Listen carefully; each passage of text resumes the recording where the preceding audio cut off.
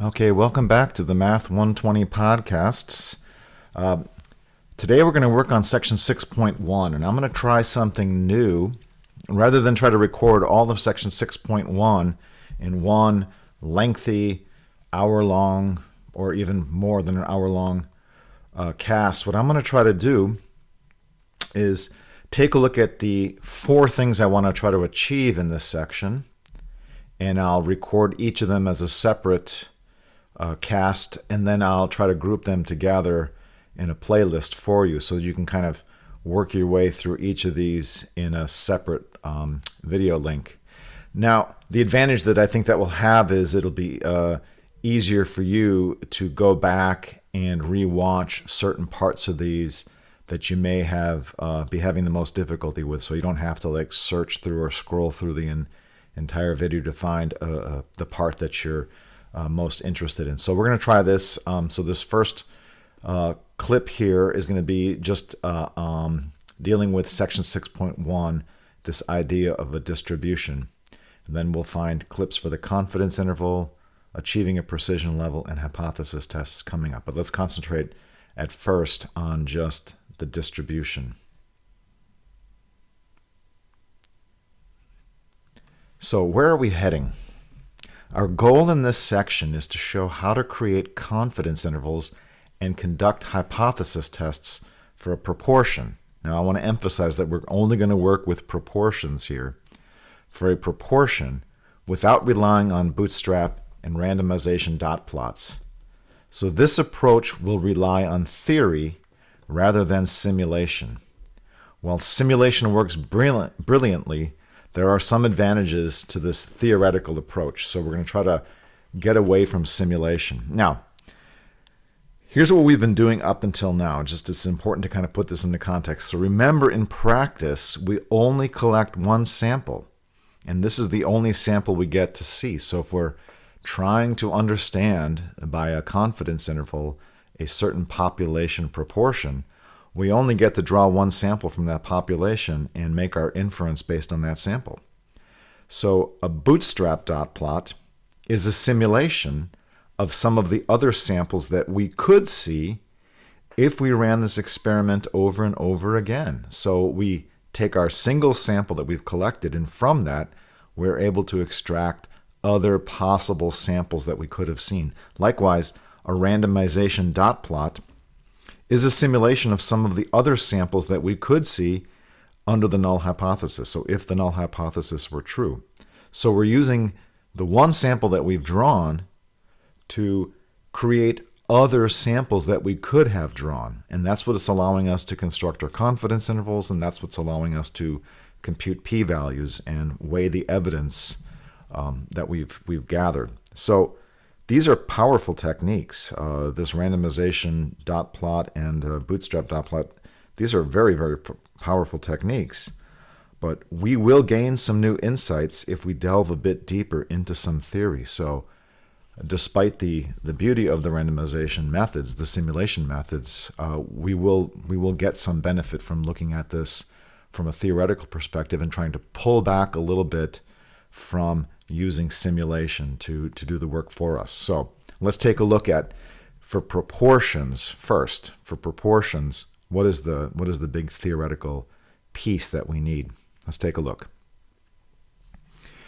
In our work in Chapter 5, we introduced the idea of a normal distribution curve as an approximation to both bootstrap dot plots and randomization dot plots. In effect, we could replace the dot plots with a curve. So in some sense, this is our first move away from simulation. We're saying these thousands and thousands of simulated values, all of that information that's contained in those thousands and thousands of simulations is now carried by this one simple curve. So that's our kind of our first movement away from simulation, where we're replacing these thousands and thousands of dots with just this simple curve. And as we saw, counting dots over here is equivalent to calculating areas over here. So that's kind of our first movement away from simulation, if you will. All right. Now here's the catch. in order to describe the normal distribution curve, we need two values, mu and sigma. So let me remind you, this distribution curve has two underlying parameters that govern its shape. One is mu, which tells us where the center of this curve is, and the other is sigma, which tells me how concentrated this curve is about its center. So we need both of those parameters in order to describe this curve. So as we move from these dots to this curve, we need to extract two pieces of information to get this curve. All right. The value mu comes from our observed statistic, our best estimate. So we always have that because that's coming directly from our sample. Here's the catch. The value sigma comes from the SE, the standard error of the dot plot. And that dot plot is still coming from simulation. So the problem we're going to run into in moving from that dot plot to our normal curve is we're always going to know the value of mu. That's coming from our p hat or our x bar, whatever our best estimate from our sample is. But the value of sigma, presently, our only way of getting the value of sigma in creating this normal curve is to read it off right here, is to get it from the standard error of the dot plot itself. So that's a major hurdle. How are we going to overcome that? So the questions I have down here at the end of this slide are, how can we escape the grip of simulation? If we need to simulate to pull off the value of sigma, how are we going to do that? How can we calculate the standard error without first creating the dot plot? So this is the major hurdle that we have to overcome. How are we going to get the standard error without creating that dot plot through simulation first? Okay, so here's the answer.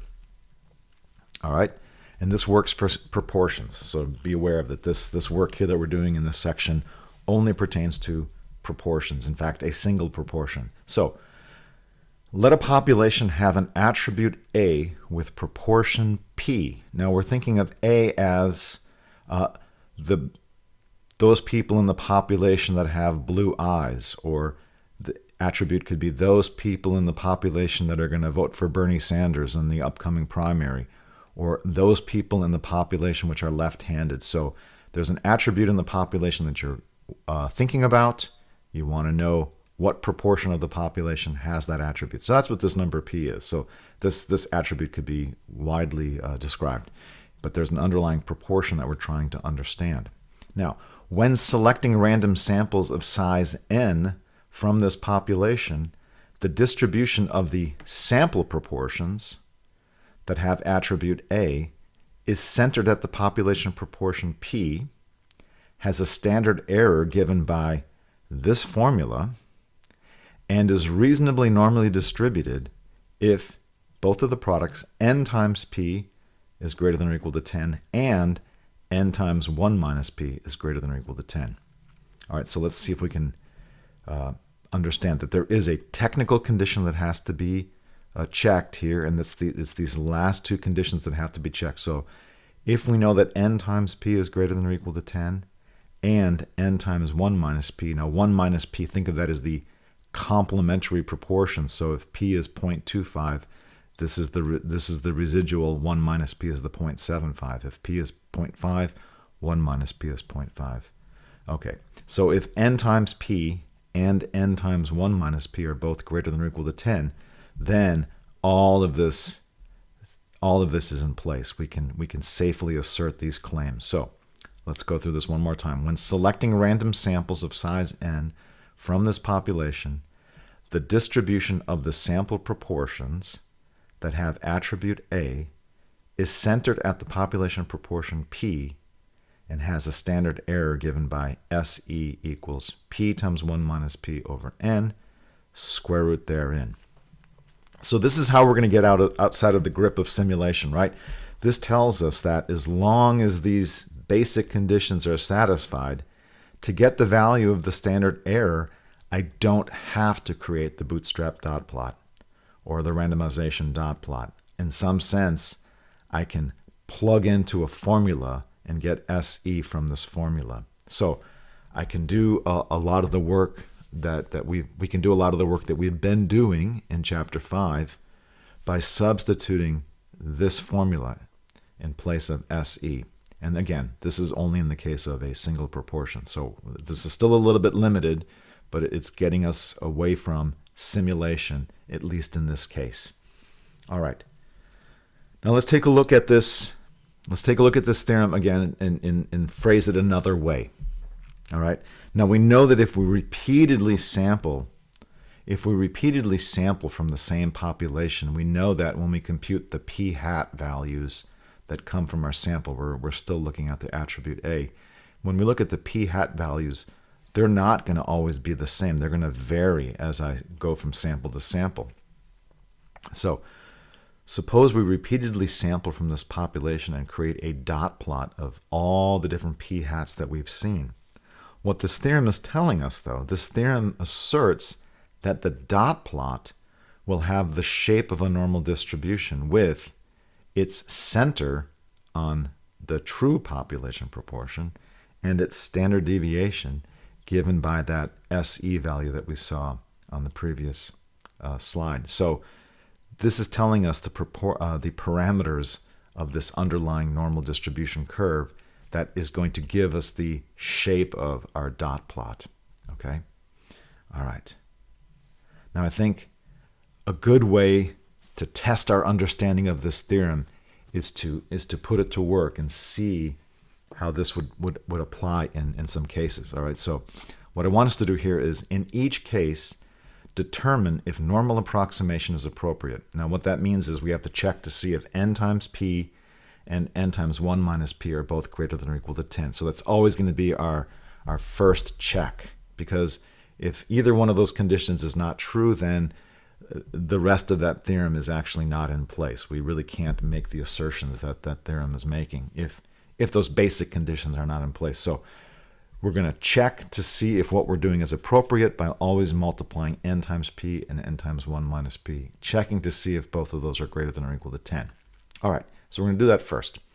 If it is appropriate, so if we pass that gate, use the formula to determine the corresponding SE or standard error, and then compare this with the SE that we would get through simulation through StatKey. So we're going to put this idea to the test. We're going to first calculate the SE by the formula, and then we'll fire up StatKey, we'll run simulations, and we'll see if the standard error that we're getting once through calculation and then once through simulation, if they are agreeing. This will give us some confidence that what we're doing is actually having some merit. Okay, so here are the cases we want to check.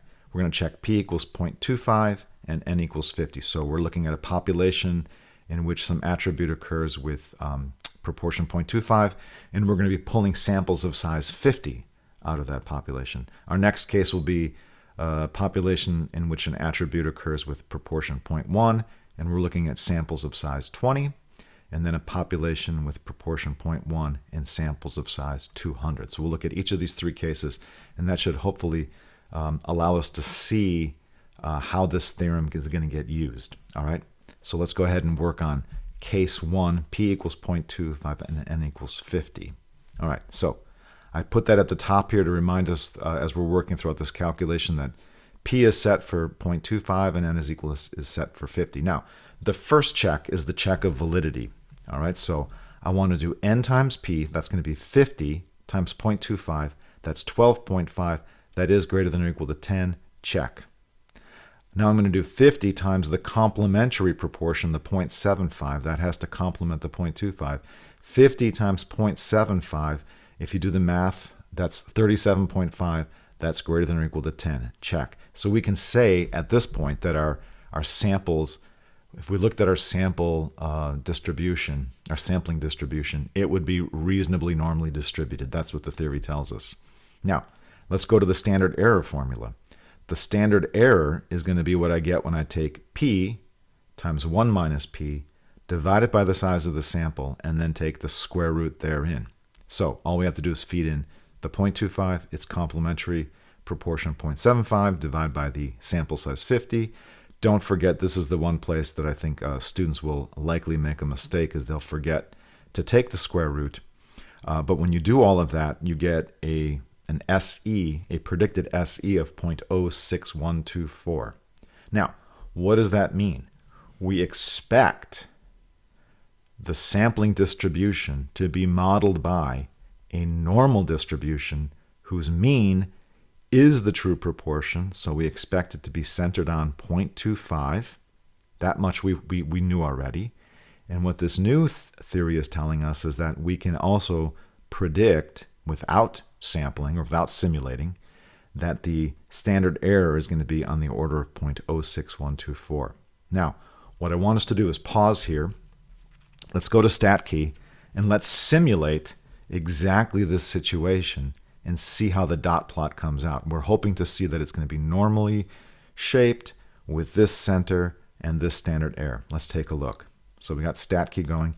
I want you to try to do this calculation along with me so that you can see that this is we're actually going into a new slice of StatKey here. We're going to be looking at sampling distribution. So try this along with me. If you need to, pause this and get StatKey ready to go and try these calculations with me. So we're going to go to proportion. And we want to edit the proportion. It's preloaded with a proportion set at 0.275. Now we have to remind ourselves for this problem, our proportion is 0.25 and our samples are of size 50. So we're going to edit the proportion and put in our 0.25.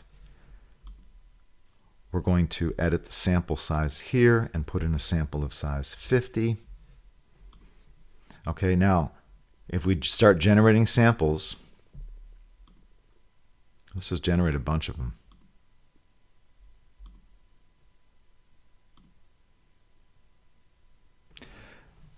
What the theory is telling us is that the result of sampling repeatedly in a population in which an attribute occurs with proportion 0.25 and sampling with samples of size 50, what the theory is telling us is that dot plot, that sampling distribution, should be normally shaped, and this looks like it is. The center of this dot plot should be on the true proportion, which it is. And our theory told us that the standard error, which tells us how concentrated this dot plot is about its mean, should be, we calculated it to be 0.6124, and that's by the theory. And the sampling distribution has a standard error of 0.062. That's very, very good. So without even doing the simulation, without even constructing the dot plot, we were already able to extract these two pieces of information from the dot plot. It's as if we were able to predict ahead of time what these two values would be. And in some sense, we don't have to do simulation, right? Okay. All right, hope that makes sense.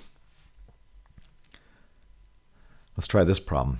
We saw in problem 2 that we were looking at a population in which an attribute has proportion p equal to 0.1, and we're looking at samples of size 20. So I wanted to look at an example like this, where when we do the validity check, we're seeing that things aren't quite working out like we'd like them to. So first we check for validity. We do n times p, that's 20 times 0.1, that's equal to 2, which is not greater than or equal to 10. Now, this would be enough to just call a halt to this, but I also wanted us to do, just for completeness, we'll do the other half of the validity check. 20 times the complementary, remember we complement the 0.1, so 20 times 0.9 is 18. That one is greater than or equal to 10, but already this is a no-go. We have to make sure that both of these conditions are in place, and this one's failing. So our samples are not reasonably normally distributed. In other words, it's not going to make sense in this case to try to use normal approximation to help us. Now, I think it will be instructive still to see what's going wrong. So let's go to StatKey. Let's change our sample size to 20. Okay. Let's change our proportion to 0.1. And let's take a look at what happens if we simulate this over and over and over again.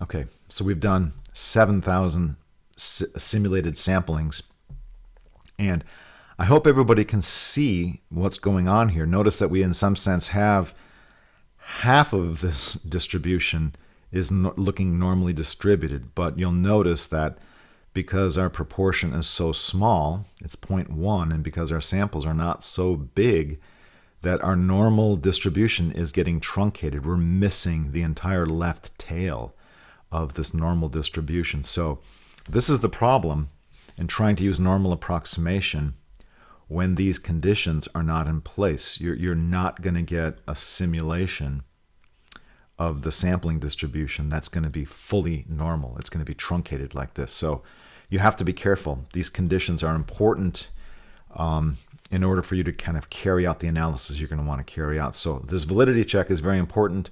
We saw in our first example that we could go ahead and work with it. We see in the second example that our validity check is failing right here. So we just stop. We can't go through any more of the analysis in this way.